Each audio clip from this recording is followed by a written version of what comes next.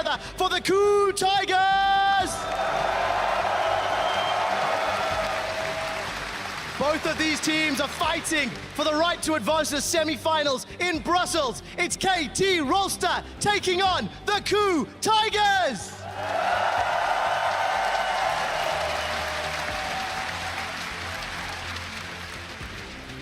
Our last two quarterfinal teams here. The last time we saw these teams play in a best-of-5, it went all 5. Blind pick to decide the series. KT getting the better of it that time around. We'll see if KOO is able to exact their revenge. Now that we've met the competitors, though, let's take a deeper dive into this Korean matchup, KT Rolster versus the KOO Tigers. Again, as I said, it's a rematch from the summer playoffs, the semifinals, where KT got the better of them this time around. Is that going to happen again, though? I think these teams have been playing very solid and very almost one-dimensional just because of how much they rely on their side lanes to really carry them through the mid-game. And the KOO is a team that's been really known to dissect another team's play and really just shun them for the rest of their time and completely expose them. They've never quite done that against a Korean team, though. And I think that if they're going to do that today, this is the match to do it, because they already had a remake in which previously they were struggling a bit against KT during the regular season, but managed to go the distance against them in that best-of-5. So I do agree that it's going to be a bit more targeted, but the play is just going to come out and be spectacular. I feel as well, simply because of the fact in the Korean League with the blind pick as a final game, if you rewatch the series between KT and KOO, you could really think in your mind that after that fourth game, that KOO really had better odds in a standard pick game because they really figured out the band at that point. And something that you look at here when you go for what KOO likes to do, KOO likes to do 5-on-5 fights. KT is really skirmish-oriented, and they control the map with vision extraordinarily well. You were talking about playing to their side lanes. I did some statistic research here. KT is the #1 ward per minute team in the world. Oh. And they've upped their game by 0.5 wards per minute. And just to give you some, because it's all relative, right? Between then regional play and now. Worlds, exactly. So their regional play, 3.7, topped the world. Now they're at 4.2, which is absolutely insane. And the big part of this is Someday. Someday is the #1 ward per minute top laner in the entire world. He does so much work for his team. Not only is he that carry, he is providing so much vision. Level 9, he's always backing and getting his ward trinket, and it's always spinning on cooldown. This guy adds so much vision, and when you have that many wards on the map, you always have a teleport location. It gets him into these fights much easier. That's exactly the kind of top lane play you expect from probably the best top laner in this whole tournament. Always going in for those deep wards puts such an amount of pressure, especially if you can help the jungler's job of tracking the other guy by putting 2 wards in the enemy camp. That puts so much stress into the opponent team. And I really want to see how they actually handle that. What are the timings for the sweepers and the pink wards for the KOO Tigers? We talk about vision control. Someday's playing a big role in that, but of course the supports are one of the largest roles in that. I want to look at Peekaboo versus Gorilla. Peekaboo, we came into this tournament saying this is the guy who's going to pressure around the map constantly. He's going to team up with the jungle. He's going to invade your jungle. He's going to make those early roams and make the plays. Yeah, Peekaboo was the guy that, you know, they were kind of a mediocre team. They were in the middle of the pack. Then he just went, bam, we have this playmaker now who just gets them online. KT had a problem closing games out, and Peekaboo really solved that for them. And Peekaboo's also #1 in wards for his role here at Worlds, and he's doing an outstanding job for the team. The most standout thing about Peekaboo is when he gets to roam with score, so he gets freed up in the laning phase, and then they just go and take over the jungle so well. They can really just shut down an opposing jungler and support, but just being that better of a roaming squad. Though the way that SKT handled that was picking a lot of pushing lanes so that you would contain Peekaboo to the lane, and he was unable to find any roaming opportunities, which I think should be the approach that KOO take this game, because you do not want to leave this guy any room. I feel like every time we talk about supports, we call them playmakers, we call them roamers. So that is, I think in this particular matchup, we have 2 great supports that are playmakers, that are roamers, and that is enabled simply because of their strong laning phase as well. They are able to push their advantages in laning phases, like where they are in a position where they push, and then they transition that across the map, which is beautiful to me. And I think Gorilla is kind of a standout support here at Worlds in terms of playmaking that you're talking about. His laning is great, but when you get him to roam around the map. His thresh, he's making plays. Whatever he's on, he's going to be able to create picks. And that's the type of playmaking that Gorilla does. And he gets his team back in the game, even if they're struggling and have that little deficit at the start. You know, speaking of Thresh, I do think that's going to be a highly prioritized support here because unlike the other supports, Thresh has a lot more versatility to his toolkit that helps the 2v2 roam squad that much more because of the threat of the lantern, getting somebody out of a sticky situation and really setting up plays as opposed to how one-dimensional a roaming Alistar or a Braum could be. Don't catch. Morgana. Let's bounce over to let's bounce over to the mid lane though now because this is a very interesting matchup of two laners who we have pegged them as being very passive support laners who probably aren't going to do much. If anything, we could possibly ignore because there's an earthquake on one half of the stage right now. But we can, possibly ignore the mid lane for a good portion of the game. But once we get to the team fight phase, that's where these guys really start to have their impact. I think this is actually a really good matchup for both of them because they don't have too much pressure on each other and they like to scale up. They like to get to that mid game, play the Victors, play the Azirs, Cassiopeia and stuff like that, and then come into the team fights. But they're going to allow each other to do that. Unless one of them decides they're going to pull out a different play style, they're going to be very aggressive and try to blow the game wide open. We've deemed them to be quite passive, but they usually go until they get to the point where the champion has enough items to just one-shot the other guy and just catch him out of surprise. So, for example, a lot of Victor play, Kuro being the one guy that's absolutely amazing Victor. The Victor player. I mean, gets that first laser upgrade, and then bam, he's all over you in the mid lane. So once they get the items, they go for it, but they're not the kind of guys that are just going to go for those really chip plays in the early game to try to put yourself at danger as well as your opponent. It kind of speaks into the thing we talked about yesterday, for example, with Fabiven. He likes to be put in these matchups where he just farms for the major duration of the game on those Victors, on those Azir, and that gets heavily impacted by what happens on the sidelines, as we spoke about earlier. If someday gets pressure in top, he's going to transition that into mid. Same thing with the supports in the bottom. If they're going to get pressure, they're going to transition that into mid and cause pressure there as well. So watch out for that. Yeah, these are both time bomb mid laners in my book. They are both they aren't volatile, but once they hit that timer and hit critical mass, the Azir is going to come at you, they're going to blow you up, and they're going to be taking down your AD carry, and you have to worry about your positioning when these guys get to their item breakpoints. All right, well, you touched on Someday's warding. We also just mentioned how the top lane focus might bleed into the other lanes once one of those two gets an advantage. So that's the final matchup I want to look at, Smeb versus Someday. Two of the better top laners in this tournament. Absolutely, and yesterday we saw how important these top lane picks could be with Huni's Riven. Both of these guys play Riven very well also, and Smeb he even had a pentakill in the LCK on the Riven, which is a very impressive champion once it's mastered to the fullest, and with all these high skill cap matchups like the Fiora and I guess Renekton to an extent, who knows what's left to be desired in the top lane that's for pick. So I think whoever has a final say and really a deeper understanding of how matchups operate in the top lane will have the edge, unless, of course, they play Lulu and just make the game. Please don't do that. Personally, why I love Smeb as a player is because he has shown that he can play both ways. These top laners that play the defensive way, like more the stake way. Sure, not to that level, but you get my point with the more tanky champions like Maokai, while Someday struggles on that when he doesn't get the priority on his picks. So personally, in this matchup, I feel they have more flexibility with Swep, but on paper, Someday is stronger with the current meta going on. All right, well, with all this in mind, we'll be looking to you on social media to share your thoughts on our question of the day. We're asking, what has surprised you the most from quarterfinals so far and why? Send your responses to @LOLesports with the hashtag Worlds so we can highlight a few a little later. Of course, now it's time for you, gentlemen, to put your money where your mouth is. Which is going to be our last team to make it on to the semifinals? Yamato, we're starting with you. I'm going to say KOO Tigers, simply because... Simply because they've shown. Stage. Come on. No, okay, go ahead. They've shown in the past that they are good at coming in with strategy. I feel like this particular matchup is Brute against Mind, and I'm going to go with Mind this time, simply because the last game is not a blind pick. All right, Zyrene? I'm going with KT.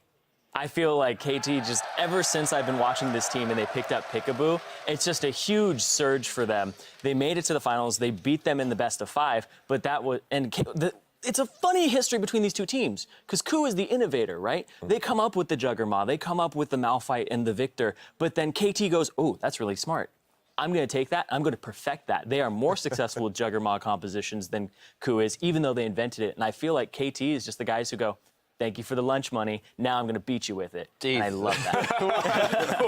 Whoa! You like that? All right, well, we're 1-1, Crumbs. It's only fitting that we come to you for the tiebreak. Yes, the pick for me is KT. I think that this team has a fantastic top laner with the impact that Peekaboo can provide. And even though I think that KOO's goal to win this game should be to focus on the bot lane area, hasn't been as consistent as you would hope, I don't think that Prey has been stepping up big enough to actually punish him that hard. So I do think that KT's going to come out ahead. And I'm really putting all my money in Sumday's mouth. As you said, put your money where your mouth is. Put your money where your mouth is. Don't put it in his mouth. Come on, that's not. The guy has to go play League of Legends now, Crumbs. Well, the desk is favoring the team that won the last matchup between these two teams. We'll see if KOO can rebound. As we hand it off to our casters for the play-by-play, we'll look at how KT's Peekaboo rebounded from a season-ending injury to compete on the world stage. When I was SKT, the last game was KT. That was my funeral. 그때 아팠을 때 여기랑 여기가 바늘로 찌르는 느낌이 들었고 또 돌덩이 얹은 느낌이라 되게 무겁고 I played too many games and doctor says, oh, you can't use it anymore. That's why I leave SKT. And while I'm just resting in my home, KT wants to me to come as a support. My head coach just wants me every time. I'm kind of impressed about that, so I choose KT for my team. At first, when I joined the team, my team doesn't know how to communicate. I didn't thought KT is a bad team ever, but maybe if I go in KT, I could make it better. All KT members look so kind, so they're gonna follow my orders and what I'm speaking. So I just tell what he needs to say and how to communicate. So that's why now we're good on communication. That's why we're on quarterfinal. Alistair's camping on the lantern. 하고 싶어. 할게. 나이스. Oh, boy! Peekaboo! That communication. They wait very, very patiently, play conservatively, bait out a mistake, and then smash you. My play style I just want to go anywhere where I want to go. Peke's actually a little low. Oh, Peke's dead! But after I played with SKT and we lost, and I thought, oh, there's having a trouble with my playstyle, so I changed my playstyle, having aggressive and kind of calmness. So it's a balance. If I made a mistake, team's gonna be getting trouble. So I just need to keep thinking. I need to do my best. I really made a lot of mistakes during these seasons and during the game. So I need to keep more hard about myself. And I just need to keep carrying our teammates. I want to play with SKT, and I'm gonna beat SKT because we lost every game in LCK. So I really want to beat SKT, and we'll be the world championship winner.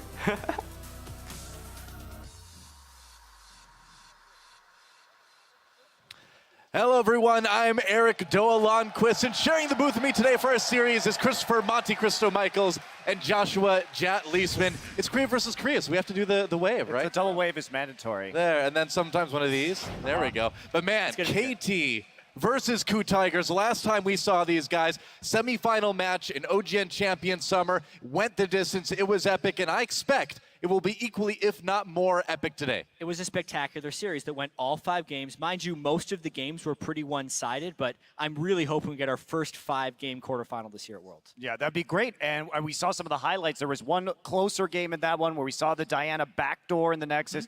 Really, really exciting series. And we had some interesting trends in there, too, in terms of pick ban. Of course, the patches are very different now, but I'm curious whether, for example, KOO will keep trying to ban out KT and what their strategy will be, the mid laner, that is. Well, there's a lot of similar statistics between both of these teams, except the big one for me is when it comes to game time. KOO Tigers right now finish games 9 minutes quicker on average than the KT Rolster. And you compare that to summer season, they were both pretty much the same, very long games. So something about the way KOO is playing in this tournament is letting them snowball the wins way quicker. Because especially in the LCK, KOO Tigers really didn't differentiate themselves until very late in the game in team fighting. But they have actually been one of the best at 10-minute teams and the best at 20-minute teams by average gold differential in this tournament. I think a lot of that has to do that they were in the easier Group A.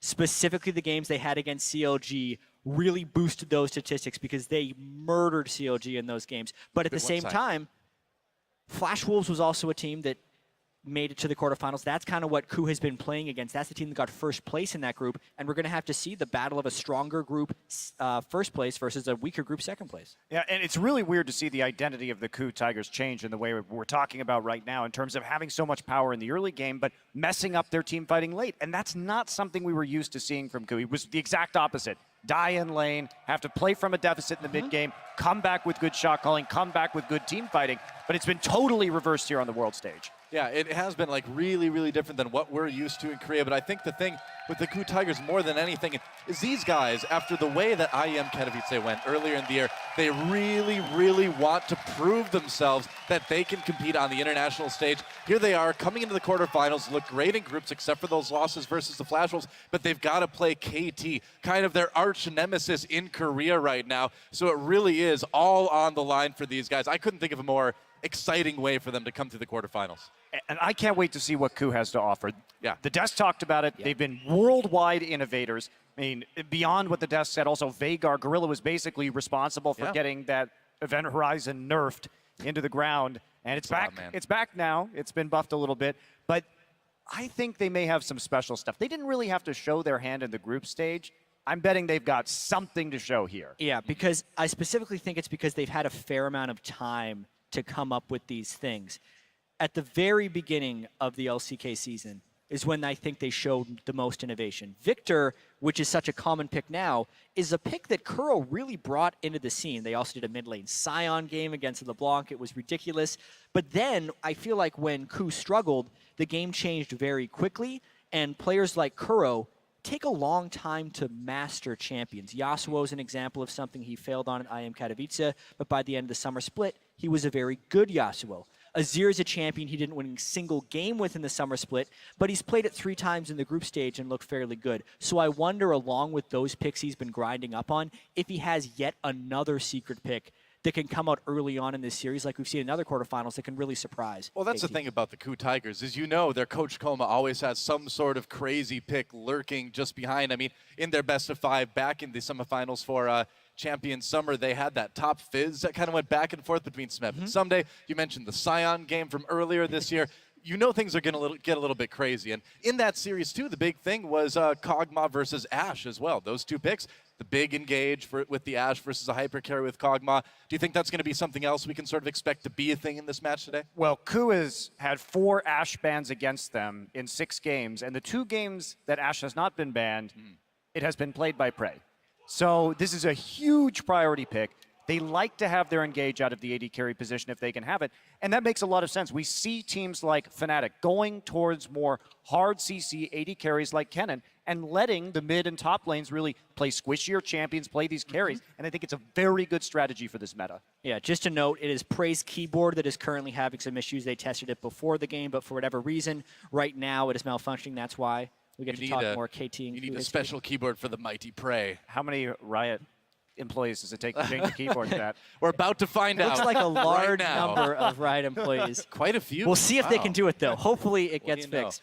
It's true, though. Like, anyone, you don't need to be a pro gamer to know, like, if your keyboard's a little bit off, it feels like really bad. And then you have a great excuse to blame every mistake you make on. Yeah, I mean, also, Not that I do that, as far as bans, you mentioned that there's been Ashe bans. There were also 4 Kalista bans against Prey. So as far as champions that have been targeted against the KOO Tigers, it has been fairly AD carry focused since, honestly, they've used Prey as a way of initiating in a lot of their games. Well, I believe they have ran the Kalista Kennen, much like SK Telecom They ran has. it in 1 game, yeah. Exactly, yeah. So that's a really strong combo. If you take out the Kalista, you sometimes can sort of take out the Kennen as well by proxy. Yeah, you think the Kalista takeaway would be less priority because in his career, he's only played Callista 6 times, and he's 3-3, 50% win rate on that particular champion. So it's not like when we think about Korean 80 Callistas players, Prey doesn't really come to mind. No, not We're talking really, about no. Bang, we're talking about OQ, these guys. But Prey still drawing those bans. Yep, and drawing those engineers and computer repairmen over to his desk as well right now. But the crowd's still pumped. It's still KT versus KOO. We know we're going to get to see some games. Even if we have situations like, Mord and Gangplank coming into a game undefeated and then still leaving the day undefeated. Anything can happen at the World Anything can Championship, happen. Joe. It's true. This Yeah. just shows you the endless possibilities within League of Legends. It's true. It's a wonderful thing. It's a world of rainbows, possibilities, And wards. and wards. Yeah, so the points Lots Irene, of wards for KT. The points Irene brought up on the desk was the fact that they place 4.3 wards per minute, which is the highest of all teams at Worlds. But specifically, I did a little bit of digging into how they do that. Because wards aren't just how much you place, it's how you activate your wards without spending a whole bunch of money on them. Because that's what I find the best about KT's ward strategy. They upgrade trinkets, warding trinkets specifically, faster and more frequently than all other teams. Top lane and mid lane, so Someday and Nagne, upgrade their warding trinket really, really early in every game. A lot of other mid laners will go sweeper early, and then additionally, Peekaboo has the earliest Sightstone timer of all supports at Worlds. He gets it at, on average, 7 minutes and 36 seconds into the game, which is exceedingly early. And then he also recalls more than other supports to refill his Sightstone more frequently. So they're actually getting these wards down free of gold cost, but obviously there's the time investment. Well, it makes a lot of sense with the priority of Peekaboo's score in the enemy jungle all the time. Well, it also says a lot about how KT likes to play the game. They like the vision-heavy style because they split push. That's what Someday really does very well. He knows his limits, and part of split pushing is making sure you're safe while doing so, so those ward upgrades are very important. Also, what interestingly that says about KT with Peekaboo and his recall timings is that Arrow is a very self-sufficient AD carry, and he always has been. He's in lane alone a lot, and these teams in the laning phase are strikingly similar. Gorilla likes to roam, Peekaboo likes to roam, Prey and Arrow are used to playing defensively on their own in the laning phase. And I think it also speaks even more to KT's playstyle and whether or not this can be exploited by the KOO Tigers, because with them having the highest warding numbers in the game, it enables them to farm all 3 lanes in the mid game, specifically between the 15 and 30 minute mark. KT Rolster has the most CS of any team at Worlds because they are so proficient at farming in safe places and not getting punished with deaths. And things like that make that Mordekaiser pick for KT that one game even more surprising. I mean, obviously it's a big priority. Obviously it's a very strong champion right now, but it's not really the type of champion that KT or Arrow you would think would play. They were able to win with it. It looked a bit awkward. It's like we may finally have Prey up and ready. We'll see Yeah, how he feels about it. The keyboard has been resolved, but they're doing some quick tests. I think they're letting him hop in a quick custom game, make sure everything feels right, and then they'll be up into Champion Select. The counterpoint, so where you're talking about the CS differential at 15 to 30. Yep. So we were looking at those numbers earlier today. 506 CS between 15 and 30 minutes for KT. 362 for KOO during that same time period. Yep. But KOO gets 21 more kills. KOO during that farms time. champions. Yeah, they farm other players. They farm Yeah. the enemy. KT has the most CS, but KOO actually has the most kills. So both of these teams are very proficient within the 15 to 30 minute period, but they have slightly different ways of gaining their advantages here. I wonder if it'll intersect within this game in the same way. The first 15 minutes are quite similar, though, in terms of both have a lot of kills in the first 15 minutes compared to their opponents. But we're getting into Champ Select. It is time. Picks and bans for KT Rolster versus the KOO Tigers. Game 1. Looks like Kennen and Gangplank will be our first couple bans here. Elise to follow. And so, not wanting to deal with the Kennen is KT Rolster. Of course, KOO just going to ban out that Gangplank, which is not too surprising. Is the Mordekaiser going to get through, though? Because, again, KT's style doesn't really tailor to that very well. They did play it once, but I wonder if KOO is going to kind of hang this in front of them. Now, I'm curious what they're going to do, because the last time these two teams faced off, we saw KOO banning out Azir, Cassiopeia, Shen. Now, Cassiopeia not really in the meta, but some picks very much focused at Nagne. And the Shen now, even though we haven't seen as much of it in the top lane, Peekaboo, for the first time ever, played Shen supported Worlds. So now it is a flex pick for KT. I think there is a huge pinch on Hojin's champion pool right now, especially if they lock in Rek'Sai with their first pick. Because I Hojin's agree. played 2 Elise games, 2 Lee Sin games, and 2 Rek'Sai games thus far at Worlds, and 2 bans have already been targeted specifically at him. That said, Hojin is known for having pocket-pick junglers like Trundle and Sion that he's been actually quite successful on, but it's going to be a Darius first. Wow, so focusing the jungle bans and still giving the jungle options over to KOO, but they want that Darius. Is Tahm Kench going to go over to the KOO Tigers? It is. Tahm Kench and Rek'Sai. Strong couple picks for KOO right off the bat. Smeb's happy about it. Tahm Kench is so tremendous in this Worlds meta. Also, Gorilla has been putting in the hours to make it one of the best champions within his pool. It is his most played champion here in European solo queue additionally. Yeah, and he's played 6 different picks so far, a unique support in each one of the KOO Tigers games. So this is only the first time that he's actually going to be on a support again.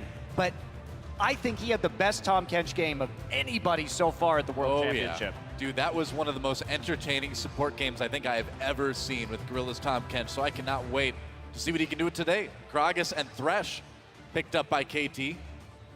2 more over to KOO, and of course, Peekaboo on that Thresh is a pretty huge danger. It's the champion that he's known for, so both supports getting some of their best champions, I think you could say right now. I think so. I think KT's actually been fairly conservative with this early pick phase. Yeah. I also don't think they've gained a huge amount of value from their bans, since we are seeing Rek'Sai versus Gragas, which is pretty much the junglers we see in every game.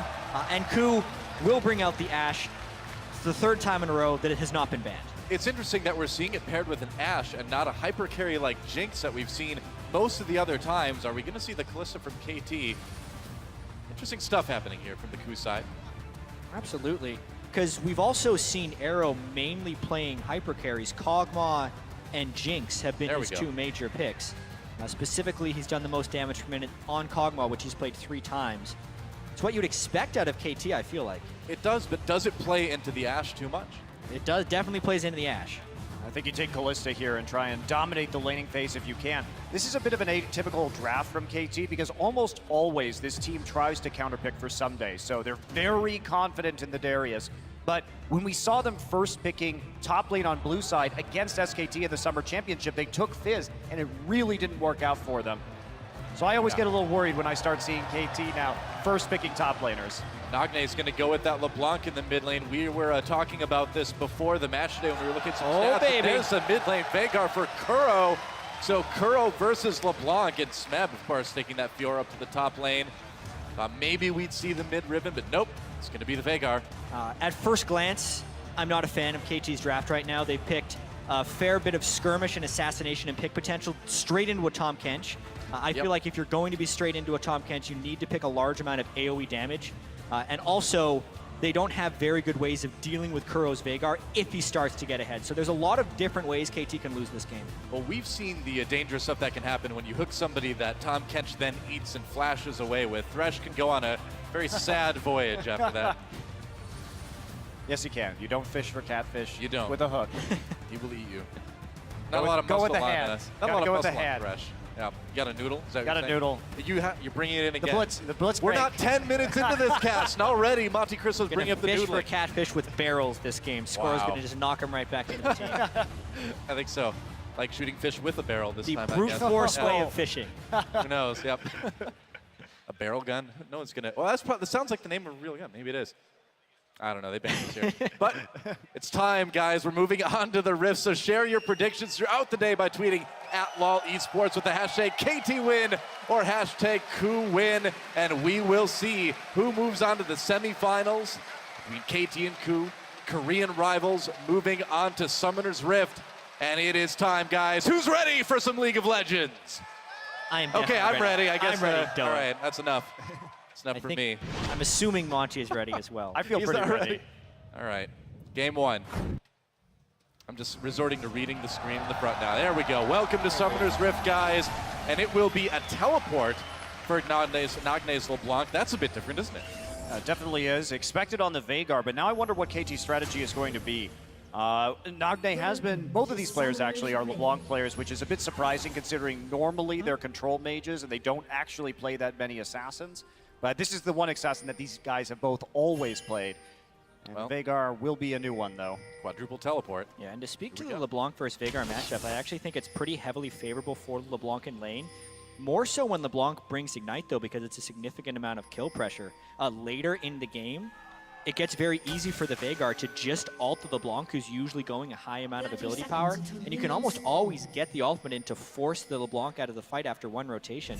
So Nagne is really going to have to snowball this game, I'd say even harder, because he's not able to win the lane phase through Summoner Spell. Yeah, and maybe they can get some sort of advantage out of the laning phase and start split pushing, but one thing that Prey is really extraordinary at is his use of Hawkshot. And that was a major factor in the first win against CLG, was how well Prey was timing his Hawkshot, watching the enemy jungler consistently, and being able to set up plays on the mid lane from the side lanes as a result. So that's something that we usually don't see on the screen, more just on the mini-map, but it's something you should be keeping an eye out for this game because Prey is so good at timing it. I'm wondering how this mid lane matchup's going to go between Nagne's LeBlanc and Kuro's Veigar. I mean, when LeBlanc comes in with the distortion, that's a dash, so that gets caught in the cage. Correct. But the jump out is a blink, so it won't be. So Kuro's going to need to be really fast and kind of predicted to have any chance of catching it. Yeah, basically LeBlanc holds all the cards in that matchup because there is an arm time on the cage. Basically, Nagne will always be able to predict if he's going to get caught in the event horizon, and Kuro can't actually reactively use it because if he uses it after Nagne has burned the damage, he can still get out freely. The only thing you can do is place the event horizon on the point where the distortion was cast from, so that if he swaps back, he stuns himself then. I mean, he picked himself into the matchup, so clearly he's got some confidence against this LeBlanc. We'll see if he can follow it up. Gorilla harassing Peekaboo. Peekaboo plays him in. There's the third. Peekaboo forced to flash away. Doesn't want to get eaten by that Tahm Kench. Well, really early troubles here. Peekaboo is trying to walk a little bit too close to that brush, and definitely is punished for it quite quickly into this game. And you know, they wanted to have some sort of advantage here with the Kalista, start using that lane bully status that this AD carry has, and they're just not going to get it now with a flash down. Yeah, getting bullied right now by Prey and Gorilla. Score coming down, only 2 CS so far for Arrow. Yeah, Ashe's early laning phase is actually tremendously underrated. It's one of the strongest laners in the right situation, and it was made even stronger here by the fact that Gorilla and Prey did Gromp about 5 seconds faster than Arrow and Peekaboo did the Krugs, so they very easily got level 2 first, and as we saw, it wasn't properly respected by Peekaboo and Arrow, so he had to use his flash while he was out-leveled by the opponent bottom lane. That's actually a pretty big mistake there. If you know, you should know that you're going to be out-level 2, and you should almost never get caught as a level 1 versus level 2 in this lane situation. Definitely. Standard lanes, though, continuing on. Score moving up towards the top. They want to be a little bit careful because they know Hojin was lurking around in the enemy jungle. There he is. Score finding him, going to do a little bit of damage on his way out. Actually, Nagne coming up. There's the flash in response from Hojin. Meanwhile, Someday keeps Smed up in the top lane, but he may regret it. Smed comes in. Can he get the kill? Not quite. He flashes, tries to go over for the turret. The turret hits him, and first blood goes to Someday. Smeb getting a bit overeager there. And actually, that kill was caused by Nagne's teleport because Smeb could have retreated backwards, but the teleport LeBlanc secures first blood. He doesn't get anything out of it, so he loses mid lane pressure, but the top lane matchup is much more important. For the team. I am so surprised that you'd see that level of all-in from Someday because he was really willing to scrap, but Nagne had the time in the mid lane to make the teleport up there, so it's all coordinated. We can see there's no Veigar right there, and so LeBlanc easily able to respond to this, walking up the river and then using the TP. Yeah, Smeb was able to outplay the first Decimate by getting inside the ring, and he's confident enough to do the all-in because the junglers were engaged down bottom. That flash forward, though, was the instant Smeb regretted his decision and gives up first blood. I've made a terrible mistake. Meanwhile, down in bot lane, things still progressing. Arrow pretty far behind in CS yet, but he has had a chance to catch up just a bit. And Someday, wow, not wasting any time going aggressive onto Smeb again. He's got that double Doran, so he's got the Ruby Crystal actually too. So he's got the sustain that Smeb is kind of lacking right now. Yeah, with that one item advantage, it's going to be very difficult for Smeb to walk up on the minion wave right now. So here's Hojin ready to help. Smeb trying to bait Someday back. Hojin comes in. There's a knockup. They know that Darius has no flash. Ward's thrown down. Someday in a lot of trouble. Can they take him up before he gets to the turret with that slow? I think they can. The heal was nearly enough. Someday pulls him in. Oh, and he gets 1 for 1. Someday already doing work on that Darius. Just getting the man. Decimate off cooldown, hitting 2 people, getting the heal in was enough to buy him time to get back under the turret. And I love this Fiora-Darius matchup. It is so fun to watch in this top side.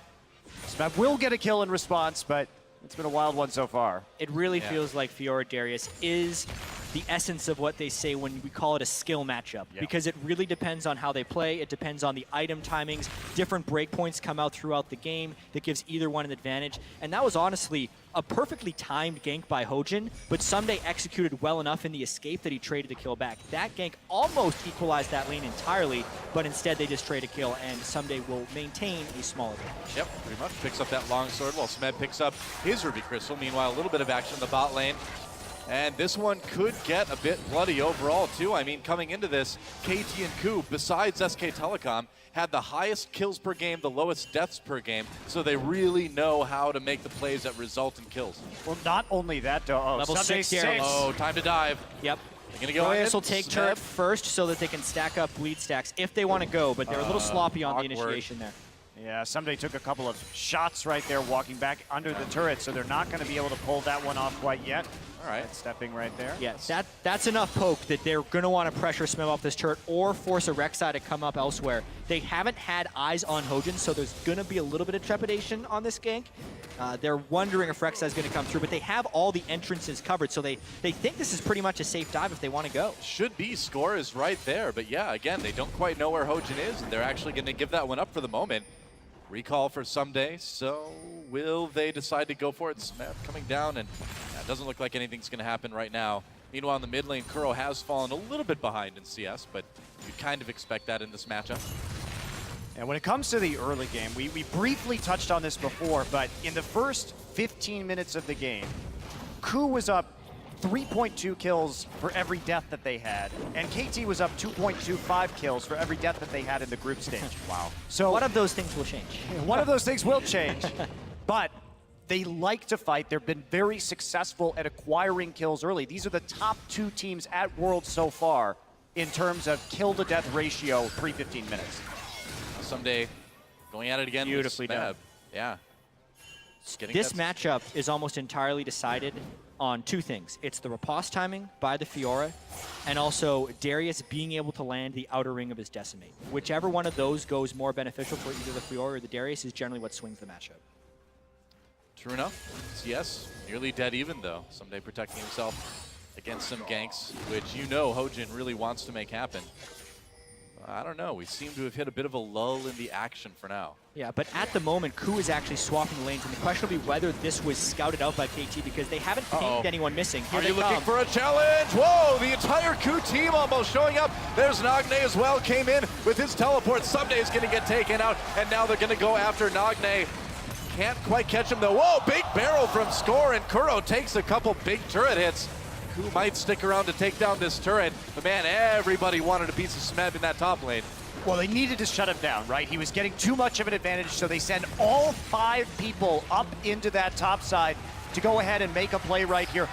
We did see Gorilla hit that level 6, try and come in very quickly, and they caught Someday unaware. And now KT scrambling to get this turret. Yeah. KT is now trying to respond to KOO's great lane swap that sent 5 people up top. I think overall, the fact that KT was able to keep 2 people down in the bottom lane means the gold's going to stay pretty close. Mainly that gank top lane was KOO's way out of losing matchups. They were losing that top lane extremely badly. It's actually something the Flash Wolves did against KOO when KOO had a huge amount of pressure early on in the game, is they lane swapped their AD carry and support top lane later on in the game to equalize it. Now they're trying to swap back, but they might be a bit out of position. Oh, it's fighting time in the bot lane. Arrow comes in, throws Peekaboo on towards Prey. Prey eaten by Gorilla. Gorilla in a lot of trouble, has to pop that E. Throws himself over to the other KOO players coming in. Nagne backing away. Smeb with the first kill onto Nagne. KOO with an early lead in this fight. Someday and Arrow in a little bit of trouble. Peekaboo already on the way out, and Someday gets knocked up by Hojin. Rek'Sai, it's going to be another kill. Smeb grabs it yet again. All 5 members of KOO are always in the same place. I mean, Gorilla coming in with the Tom Kenshold in the first fight, this time just being there as KOO is rapidly just alternating the sides of the map, trying to catch out KT, and it's working. They're gonna get the first dragon. And I'm wondering what is necessarily going through KT's heads right now, because they have been the team that wards the most, and they have been the team that's gone upgraded yellow trinket on their mid laner every single game. But this match, they've gone sweeper on the LeBlanc. They have a very late Sightstone timer on score. He hasn't even begun to build it yet, and they are actually losing because they're not tracking where KOO is on the map.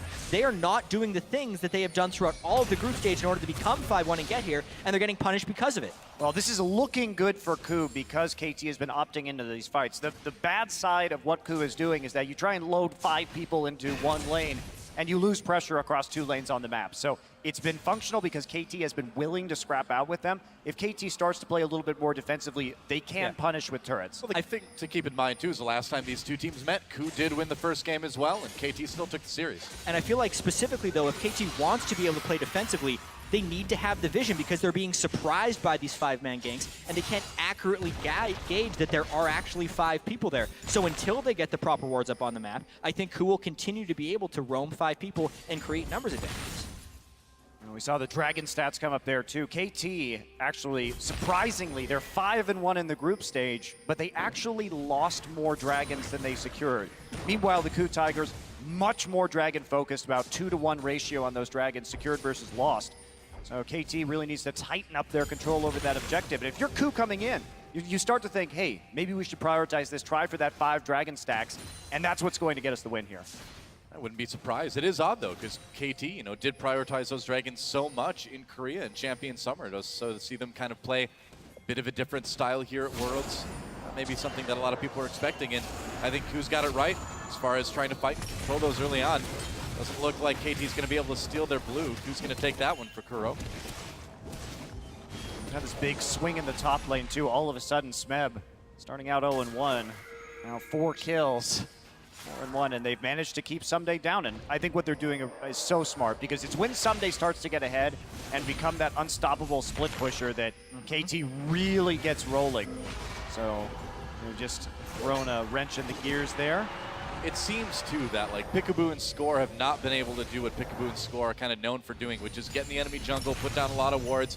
You look at the map right now, not a lot of KT wards on the KOO side. And the thing is these two teams know each other really, really well. KOO knows exactly what KT wants to do with their jungle and support, and they're doing a great job of stopping it. I would agree. Gonna get a free turret right here, no defense. Yep. Arrow popping down. That'll help. From the jungle, but easily taken, and gonna get a freeze on the other side, though.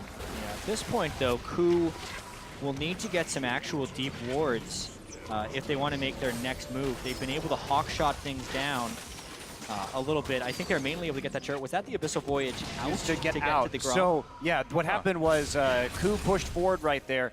They didn't have a lot of wards in the river, so they were afraid they're getting. They were afraid that they were going to get collapsed on, especially since LeBlanc's teleport was up. So they go ahead and use the Tom Kenshold just to secure the turret and get out. Makes sense. And this is what I love about this Abyssal Voyage is, as this tournament has progressed, we've seen more and more use of the Tom Kenshold. Started coming in, nobody really using it in an interesting or a flashy way, but we're seeing more and more ways to use it as the players get more comfortable with this champion. Well, between 2 teleports and Rek'Sai and Tom Kenshold, KOO can basically be anywhere on the map they want anytime. Ash Arrow, whatever. Yeah, exactly. I think that may be one of the reasons Nagne, instead of going for Ignite, went for Teleport, because they were realizing that they were so outscaled in globals here, and that's a large part of what's been winning teams games here at World. So they're trying to keep up a little bit, although I feel like KT is shooting themselves in the foot a little bit early here, not upgrading yellow trinkets early, going sweeper on LeBlanc when Nagne has been doing nothing but upgraded warding trinkets, and they're getting a little bit out-roamed on, and they are going to be more vulnerable to picks, I feel like, because KOO has the initiation tool with the Ashe.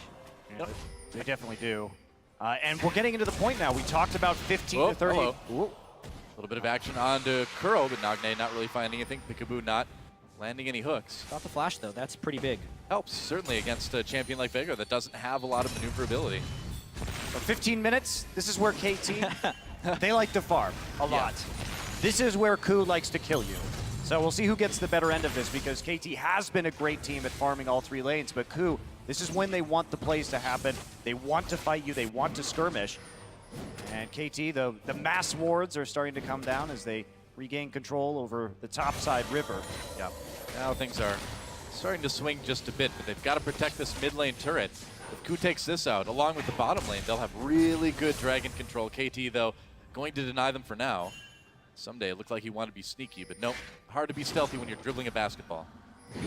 It's too noisy, Sorry. especially trying to dribble it in water. I'm not actually sure how that You works. don't see James Bond dribbling a basketball or anything like that. You don't see anybody dribbling a basketball in a river. No. Well, you see people try, but they fail pretty miserably. Oh, well, I'm sure they'll invent something for James Bond. If he wants to play basketball in a river, he can.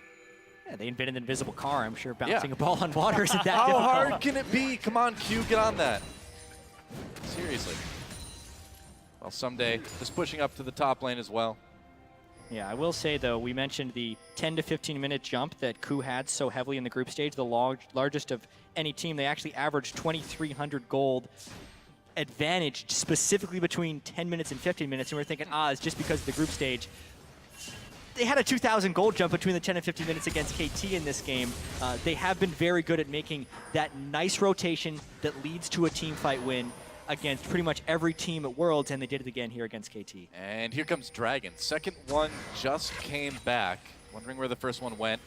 He'll probably find out soon. Can KT take it, though? You think the dragons will stop just flying back into that one pit. It's like, There's like a pile of dragon bones at the bottom. Maybe they shouldn't be here. there's like a big dragon cave underneath, and there's some dude who's like, all right, who wants to go to Dragon Funland? And they're like, me. And he's like, George, it's your turn. And they open the door, and he flies out, and everyone's like, oh, I'm so jealous. I'll be next. Little did they know. It's really kind of messed up when you think about it. And then like 25 seconds later, it is dead on average because these teams get it so quick. Nobody knows that, though. The dragon's underneath the dragon pit. They don't know about this. Somebody should tell them. Yeah, the cruelty to animals is pretty real. It's horrible. Isn't it a mystical beast? Well, mystical beasts can be animals. That's true. What are you, mystical beastist? We just need a new one. People for the ethical treatment of mystical beasts. Huh. The P-tempt?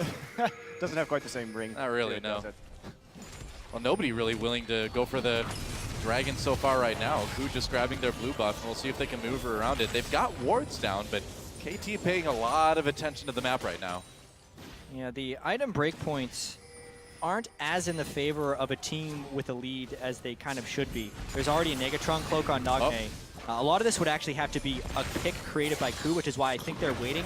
KOO doesn't have the advantage if they just group up and dare them to fight, but if they can actually get a catch, or will it be Gorilla getting caught? Oh, Gorilla may have gotten caught here, but here comes Prey, teleports all over the place. Gorilla, Prey on the run, Kuro and Smeb coming into challenge immediately onto Someday, who just gets destroyed. KT on the run already. We'll see how far KOO wants to chase, but they can really turn on that dragon anytime, and that's exactly what they're going to do. Yeah. Really sure what Someday was thinking. They're right into 5 Want to be hero. TPing. Yeah, one of the strangest things about double TP on both sides is you're never 100% sure who is coming in whenever teleports are there. It's true. So maybe he didn't think he was going to come in right onto a baby cage from Veigar. But specifically, that's one of those teleports you almost have to cancel because his team was not in position. He should have seen the beginning of the Ren Horizon because he was stunned the instant he came in. And it's 4th death there for Someday. He's actually getting punished pretty hard. He was playing so well in the early game, but now I really feel like a lot of desperation coming in from Someday here in the mid lane, and he should feel desperate with KT falling farther behind, losing that second dragon. It's got to be starting to make him sweat a bit. Oh, Gorilla, he's fishing. I feel like fights that begin by Tahm Kench taking damage almost always favor the Tahm Kench. My experience through all of the Tahm Kench games at Worlds. Relish, isn't it? That fight, Nagne ended up blowing his TP too, trying to come in from behind. Really disjointed, poor engage there from KT. Well, you got to wonder how experienced they are with playing with this double teleport. It was never a huge thing in Korea in the summer. It's something that I feel like the teams from that region are still kind of learning a bit about. It's definitely something that many of the teams here at Worlds from across regions have had to take a lot more seriously. We thought this is the way the mid lane was going to go at the World Championship, just given the champion pools and the opportunity to do so. What I feel like is so interesting about this matchup is the double teleport was more for the controlling mages that don't have solo kill potential. I didn't necessarily expect to see teleport on an assassin. Yeah, you think you'd still want to go with something like Ignite instead. Yeah, because then you can out-pressure the person teleporting and stop his ability to TP. One wonders.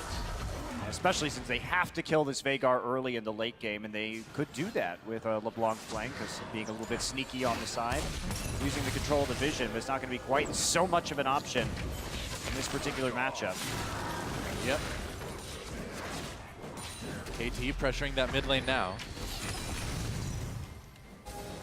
Never mind, they're not.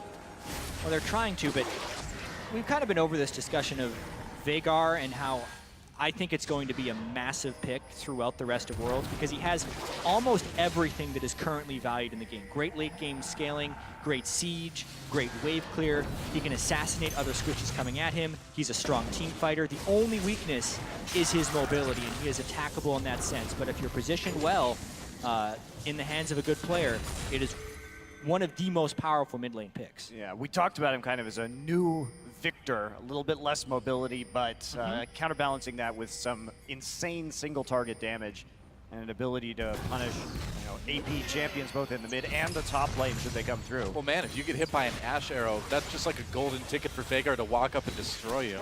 I mean, instant death. You're not living through getting hit by an Ash arrow if the KOO Tigers fire it, because they're going to chain it straight into Event Horizon, and that's going to be it. Yeah, and they're going to take the mid lane turret. And that's the siege right there, Event Horizon around the turret. So if you want to walk up to wave clear, you're walking into your own death. Unless you can set up flanks, but at the time, KT doesn't even have their teleports up right now, so a really smart move for KOO to siege in that particular situation. KOO is actually very vulnerable to flanks, especially if they're using their Event Horizon in a siege situation, but they were very safe to do so in that situation. KOO's doing such a good job at moving around the map in a group too, and we talked about, when you move in a group like that, you let the other lanes get behind, but they've got enough pressure across lanes now that they've got the time to do that, I guess, and make it work. Well, the pushing pressure really isn't there for KT. I suppose they have to try to match KOO, don't they? Arrow's still waiting on that Ruinous Hurricane, so he can't wave clear as fast as he would like, so this is a great time for KOO just to set up this Veigar siege. Yep. Look at the kiting right there. There's just nothing coming in. You shoot out that volley, you put down the Event Horizon, and there aren't very many options. It really is up to Someday and Nagne to try and get a flank here. And Arrow has to farm right now because that Ruinous Hurricane is so important to controlling the minion waves so that KOO just can't group so freely. Can that even really stop the siege, though? I mean, the attack range on Callista, if Veigar walks up and again, puts that Event Horizon down near the turret, can you get close enough to even clear the way? It's mostly about clearing the side waves so they can't just group with no punishment. They have to. They will be forced to lose minions onto their own turrets if that's going to be the case. Yeah, KT has to be ahead of the play of the 5 people grouping in the mid lane and create split lane pressure, and that in turn can set up the threat of teleport flanks. If KT ever gets in a situation where their side lanes aren't pushed once again, they're basically losing that inner mid lane. Makes sense. Praying Gorilla pushing up this top lane a little bit, taking a detour to make sure that the minions are going their way. And KT just kind of seems afraid to try to really push out at all. They've got a couple wards a little bit into the top jungle for KOO, but it's not really doing them a lot of good right now. Dragon in 1 minute. And if KOO gets 3 in a row, KT has really got to start being terrified. They're worried now. They'll be terrified if that third dragon goes over the KOO Tigers. Yeah, especially since they've got the Gragas engage going for them, but that's about it. Yeah. And KOO just has so much peel and kiting potential that fighting around that dragon is a very unattractive option for KT. And the blue buff. Oh, goes to Hojin. Whoops. Hojin. We actually haven't seen that much. No. Yeah, it's actually been surprisingly infrequent. I think this is the first one I've seen. Well, congratulations to Hojin. First one to steal the blue from his mid laner. well, at least he can get cooldown reduction. I know. Congratulations. I really need it. More tunnels, Oh, see, that's exactly what Kuro wants to do to Nagne. As soon as he distorted in, he placed the Event Horizon right on the start of the distortion, so Nagne was either trapped inside or he had to go back and stun himself, ends up burning his passive on it. Yeah, very nice. Lost a lot of health on that. KOO Tigers sieging that tier 2 in mid lane. Now Score trying to come from the side, but he's getting zoned a bit. Now the teleport. That's right, teleport coming in, and Nagne tries to do a bit of damage, but Gorilla just blocks it. Just eats Hojin right up. Once Digs again, him right out of the ground, I guess. that's an example of why Tahm Kench is spectacular against pick compositions. As soon as someone was beginning to get caught, Gorilla could just waddle over and completely stuff that attempt. Now KOO is set up in the mid lane, with good split push pressure in one lane, they can actually threaten either Dragon or Baron because they are set up so actively in the mid lane, and they've already burned Nogne's teleport, which is quite honestly the main flank at this point, since Someday is yet to pick up home guards and is needed consistently in the lane, so he doesn't have time to go back to base to charge his home guards and get off a good Darius flank. Yeah. I kind of feel bad for Rek'Sai. You know, you're burrowing and you're cool, and then some guy shows up that can not only burrow like you can, but can take people along for the ride in his mouth. It's like, great, well, I guess I'm kind of boring now if I'm Rek'Sai. Looks like third dragon being started by the KOO Tigers. And will KT be able to stop this? They need to stop this. If there was a time to stop it, it would be now, because they have not got a pick before the dragon. Coming in, waiting to try to smite it away. KOO breaking out for the moment. Oh, Score takes the dragon for KT Roaster. Arrow comes in onto Arrow. He's going to cleanse it immediately, and KT trying to kite away. Kuro gets bounced in, though. He's in trouble. No, gets picked up by Gorilla, of course, but knocked over the wall. In fact, Someday got that kill. And now KT comes in. A huge apprehend by Someday, and KT all over the KOO Tigers. Even the challenge from Smeb wasn't enough, and there goes Gorilla. That is nearly a clean ace for KT Roaster. Credit to KT Roaster for taking a fight and playing well, but a big mistake by KOO Tigers to not prep that fight with vision or a pick of some kind. They just allowed KT a free attempt at a Dragon Steal and then a full straight-up 5v5 engagement. You can't respond with the arrow here, so the Event Horizon goes down. It just zones out while the Dragon dies, and at this point, KOO gets very greedy. With the Event Horizon down, shooting the arrow is not as attractive, especially when it hits the Kalista running Cleanse. And right here, Peekaboo zones him out. Kuro gets hooked, so poor positioning from the Veigar. Gorilla tries to save him, but he just dies inside the belly from the damage over time.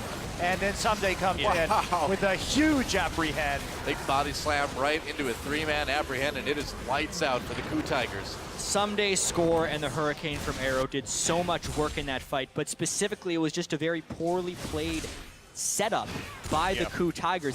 They lost all of their zone control, and we mentioned how they're vulnerable to flanks because they actually have a fairly not a very mobile team composition with the Veigar and the Ashe, but they have tremendous setup. They sacrificed their setup and they allowed KT to then use the mobility of LeBlanc Gragas and Kalista to get in on them, but now they're trying to shut down Someday yet again. Trying to save Smeb. Someday in a little bit of trouble on the run now. KOO is all over him, and he is out of there. Even the ultimate can't save him, and Smeb topped off with that heal after the kill. He's 5-2-2 now, so still doing okay.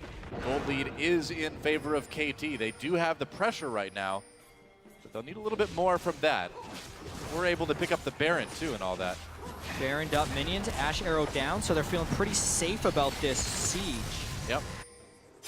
Chasing KOO. Whoop, there we go. Score. A little bit of trouble. Knocks Smeb away. Has to burn his ult just to stay alive. So how much can KT get done with this Baron buff? Well, that's going to be the question. They already wasted it a little bit by sacrificing Someday right there, putting him in a vulnerable position where he could get killed. And so now we've got a little bit of waiting to do. One thing that's a bit interesting here is we haven't seen the Aegis come out yet. Score has intriguingly decided to build a Frozen Heart in this game, which I really don't think is the priority when we're playing against a Veigar. I mean, clearly they're worried about Smeb, but still, yeah, late game, that Veigar is going to do extreme amounts of damage. I can kind of understand it. If Kuro wants to use his ultimate on Score to kill him, KT's probably saying sure. Then Arrow, Nagne, and Someday are going to be able to do work. So I can see the logic behind it, not to mention with the Cinderhulk and the Mercury Treads, it will be hard for Kuro to one-shot him anyway. I also have to mention the frontline power of KT and how interesting it makes these mid to late game fights. Because if Someday and Score get to a tanky enough point where an Ashe Arrow will not kill them, and if Peekaboo can complete the Mikhails, the lack of frontline for the KOO Tigers will create incredibly difficult teamfight situations for KOO. Late game Fiora, as strong as you can get, if you're not finding the right initiations into teamfights and you can't get through the other team's tank line, you become extremely ineffective. Enough. Well, KOO just wants their blue buff right now. They're not going to get it, though. Went over to Arrow, able to steal it with that Ren. Meanwhile, mid-tier 2 goes down in favor of KT. They got the turret. Can KOO punish this at all? Doesn't look like it. Looks like they just have to defend their inhibitor turret. These Event Horizons haven't really impressed me from Kuro this game. He's had a couple of good ones, but he seems to be throwing it down too early and not really considering the rest of the crowd control on his team, because that one spell is incredibly crucial to how they're going to team fight or even defend these towers. Positioning does seem off a bit. KT going after that tier 2 down and bottom now. And KOO really had everything going for them. KOO That fight over the third dragon turned it all around. KOO is right now trying to defend without the Ash Arrow, so there's no good threat of them initiating. Their split push pressure has all but died at this point, because it seems like Someday, especially at level 16, currently has the power spike over the 5-kill Smeb, so they can't send him safely over in that direction. KT is really taking control of this game off of that Dragon and then Baron. Yeah, Smeb has had to itemize a bit awkwardly for MR, however, in this particular game, which is a little bit rough if we're talking about that split push one-on-one between Someday and Smeb with Fiora versus Darius. So we'll have to keep track of how that's going to go. Does finally buy a Chain Vest, so that should be a little bit more helpful. And KT, looks like they just want to push the lanes out. They recalled early, stop the siege. They really need to set up for this dragon.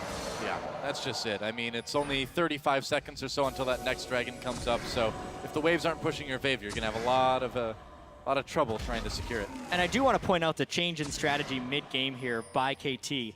They swapped to a upgraded warding trinket on Nagne to get better vision. There we go. And then he also bought green wards on top of that. So the warding trinket itself was enough to reach your ward cap. He's only buying the green wards to then replace his own wards on the map and reposition, because it is so important that KOO doesn't get a surprise initiation on KT right now. That's the only way they get back into the game. They're trying, hiding in that brush for a moment. Going to clear some wards out. They want that third dragon, or fourth dragon, or their third dragon stack, that is. This game could still end. I mean, it's not that much of a goal difference at this stage, and one good arrow from Prey could really turn things around and open up this match. It's a close game. If KOO gets the fight they want, could end right there, but the same could be said for KT, and I feel like we're seeing a lot of what we saw in that last best of 5 that we saw in the semifinals for Champion Summer between these two teams. Yeah, very tight games. Yeah. Pretty evenly contested. KT just trying to get the control over the mid and the bottom side right now. They've got great wards in the bottom for LeBlanc right now to keep split pushing up, so Nagne will feel very safe. And KOO just gonna back right off as the waves start to hit their tier 2s. Pretty much. I'm wondering how much AP Kuro has right now, how much he's been able to build over the course of the game. Let me tell you. Find out. 700 is the answer. Yeah, he's gained lower than I would have expected. He's gained 200 from his stacking as of now. And he's also gone for the death cap early, which many consider to be the suboptimal build. You get so much bonus AP, you almost want to go Void Staff's second item. Yeah. But instead, he's just going for the big numbers. Interesting. Well, KOO going for the tier 2 down in mid lane here. KT may try to go onto this, though, someday. Back. That's a teleport. That teleport. He's coming in. KOO Tiger's on the run already. Teleport from Nagne as well. Someday trying to flank, trying to bottle in the KOO Tiger. Smeb goes in onto Score. He's going to get turned on immediately, though. Pops that ultimate onto Score. Can't get the kill, can't get the heal. Pickaboo in the mid lane. There's a kill for Arrow now. Score goes down, or rather Smeb goes down. Someday in the team all over the KOO Tigers. There's the ult, and here come the resets. Flash with the apprehend as well. Nice grab onto Kuro from Pickaboo. And this fight is all KT. Triple kill already for Nagne. Yeah, KT completely steamrolls KOO in that straight-up engagement. They had good flanks that exposed the event horizon early from Kuro, and then KOO really just had no chance against the power of this KT composition. Someday just rolling in with the home guards, and that's been a specialty of Someday for a long time. Great TP flanks, finds it again, baits out the event horizon, and there's no more defense for KOO. They try and split, but this is going to be the end of the game. That's right. Hojin doing everything he can, but the timers are just too long, and there goes the Nexus. Game 1 goes to KT Rolster. GG. Very competitive game. Back and forth there. That one-fighted Dragon got KT back in it after they made some mistakes in the early game, started to fall behind in kills, and you could see KOO did everything they could to try and control Someday. Yeah, it really felt like for about the first 20 minutes of this game, KOO was playing their composition exactly how they intended. But then after that point, as we actually saw many times during the group stages, KT found that one mistake the opponent made and then never relented the advantage gained off of that fight. After the Dragon fight, KOO really had no chance, it felt like. Right? Yeah, and I mean, it was still competitive to the end. If they would have had that miraculous team fight, if they would have had that Astro that they wanted, maybe they could have team fought their way back into the game. But I think we're in for a very good series here. Game 1 already looking pretty close, and I've got a feeling this one certainly could go the distance. I had my questions about that TP LeBlanc, but honestly, when they needed those flanks in the late game, they were able to actually pick them up. Had some misfires, but again, like you're saying, after that Dragon fight, it really felt like KT figured out what they had to do to win that game. Yeah. They were never going to kind of attack from one side again, and instead setting up, of course, some days teleports and just drawing out the abilities they need. You only have hard CC on one front, and you've got a lot of squishy champions if you're KOO, so just take it away from them, basically. Yep. Force them to attack you on all sides. I almost feel like what KT needed to do is just kind of be KT again. You know, Yes. get that warding trinket in the mid lane, get those wards in the enemy jungle, and what do you know? Playing like KT gets a win for KT. Exactly game what I was 1. going to say. They just got the wards down, and at that point, the picks stopped happening. Who would have thought? Pretty shocking, isn't it? Yeah. Well, we'll see if they bring that in game 2 or not. I mean, KOO Tigers, obviously, both these teams have a lot of picks they can try out, a lot of different strategies they can maybe employ. So we'll see. Right now, we're going to go to check in with Dash and our desk to see what they make out of KT's game 1 win. Thank you, Doa.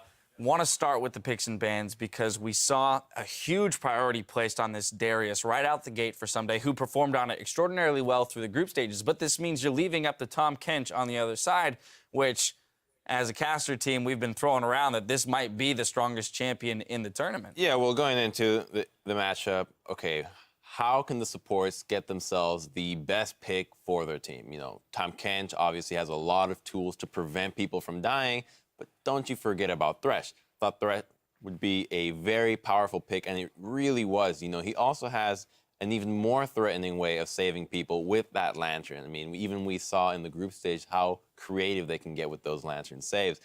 I did not like KT's composition. I felt like it had a bit of a lull in terms of ending the game. If KOO were to play the game in a 5-man death ball, which they tried in the early game and mid game, but eventually they kind of stopped. I feel like the big thing that I want to highlight when it comes to the draft is KT side, they kind of have this early game going on for them. They have the Rex side, the stronger jungler. They have the LB as well in the mid lane. So I felt like the big play for me that KOO Tigers that kind of sealed, didn't seal the deal, but in my mind could have sealed the deal was the big power play that kind of, when they used the Tahm Kench ult, to put 5 people top lane with the Rex side, which was beautiful to me because KOO Tigers as a team, I feel if they're grouped as 5, they are the strongest. And KT, to me, when they're split up, as they were in the later parts of the game, they are the strongest. Yeah, and that's what I think ended up happening is KT were trying to just... KOO was running KT around the lanes, picking them up, but then they started having 5-on-5s, and KT goes, wait a second. That's not what we're supposed to do. We should be flanking these guys. We should be coming from the sides. And then they figured it out. And that's one of the things I love about KT is their warding strategies. And you heard it on the desk there at the very end, that when they get those wards down, they place more wards than any team in the entire world per minute. That gives you so many TP flank opportunities. That gives you those deep wards. That gives you that pressure that you can play around. And that's what started happening is we saw multiple TP flanks come in from Someday, and then he was able to execute on the Darius. Even though he had the most deaths for his team, he also had the most kills. So a lot of participation there. Now KT ekes out the win due largely in part to a massive team fight around the Dragon 26 minutes into the game. And Zyrene, I'm going to let you take this one away. 5 for 1, plus Dragon, plus Baron off the back end of this. It was an incredible swing because when you look at these compositions, you think there's going to be such a hard time for KT to close this game out unless they get a large lead. But what ends up happening in this fight is everything basically goes wrong for KOO. The event horizon is used early, and you'll see it here, stun nobody. And then the arrow comes out on the only person who can cleanse it and negate it. And then after that, the hook comes out that ends up hitting Veigar. It hits Kuro. Dragon goes over to score. They're like, oh no, okay, here comes the arrow. Cleanse it. It's out. Hojin no longer has a gap closer. Here comes Locke. Look at this hook onto Kuro, pulls him right into the barrel at the right angle, and then he flashes, and so does Gorilla. So 2 flashes are down. Now Someday decides it's time to go in. They get the kill onto Veigar, and then they throw them in the choke point. You're there with a Darius and a Hurricane Callista right on Spike. I think the biggest issue to me when I see this fight is KOO Tigers, they kind of forget what the composition is about the moment they lose the dragon. They are supposed to be the ones kiting. Exactly. They're walking right into a Darius, into a LB, into a Callista, and they've burnt all of their key abilities. They're the ones supposed to be running away from the fight, not just running into it. Even bigger than that, against KT's composition, who's really only engaged is either a random hook, which we saw work, don't get me wrong, that can work, but it's just a Gragas Flash. Gragas Flash is your biggest engage tool. It gets blown immediately. Okay, in exchange for one dragon, that means you have 5 minutes of just grouping and doing whatever you want because you know you're not going to get engaged on. You've got the Ashe, you've got the Veigar, you've got the Tahm Kench. You are never going to get engaged on unless you play horrendously. And they should have seen that as an opportunity of safety instead of a situation of panic, which is what they did with the cooldowns. Just wasn't there in understanding how important it is their CC because he could have even run away. Exactly. They had the Scuttlecraft. That could have just been Dragon going over to KT. They ended up trying to use the Veigar E offensively, then they used the arrow, then they used their Rek'Sai tunnel to try and get in. They tried so desperately to engage that, and that just seemed from a frustration perspective because they were like, well, they're here, we might as well fight them. And this is where I want to return to your earlier point, Crumbs, about KT's composition and its inability to close games effectively, especially given KOO's comp and their ability to kite. We saw even after that Baron was taken and a slight gold lead went in favor of KT, there was a substantial portion of the game in which they were unable to make any progressive moves. This event horizon from KOO, I don't know what he's doing at that point. I think he thought Someday was just going to run straight into them. But then Smeb runs to the right side and he's like, oh no, Someday's over here. So these are the skirmished out fights. Even though it's a 5-on-5 when you just look at the entire thing, it's really sections of 2-on-2s and 3-on-3s and 1-on-1s in this fight, which I thought was very well played from KT because they had 2 teleports on the left side, but then the home guard got him on the opposite side. So you had LeBlanc on your left and then you had Darius on your right, and you really had to pay attention to all of these threats at the same time. I think it's all about identifying what is your win condition. And in this particular case, we had a Darius that was stronger in the split push, a LeBlanc that is stronger in the split push as well. That will allow you to get these wards out, and eventually you'll get that flank that you want. And also, like to speak to the Veigar point and KOO's play on Veigar, I think it was slightly weak. Simply because in the group stages against UG, we saw that KOO, they were banning the Veigar. So you can almost assume that KOO hasn't really practiced Veigar before this week. So he's sure he has been practicing Veigar all week, but I'm not too impressed by it. I mean, it's kind of like those Yu-Gi-Oh matches. You beat one, you get their card, but then you don't know how to play it at all. They beat CLG, they're trying to play the Veigar. It's just not there. You know, I wasn't convinced by it whatsoever. And even during the laning phase, he fell behind, I think, 30 CS, even after LeBlanc wasted the teleport towards the lane. So really unimpressed with that Veigar play. All right, well, KT Rolster have taken Game 1, and we'll be right back with Game 2 to see if KOO Tigers can tie up the series. Don't go anywhere. The action continues in just a few minutes.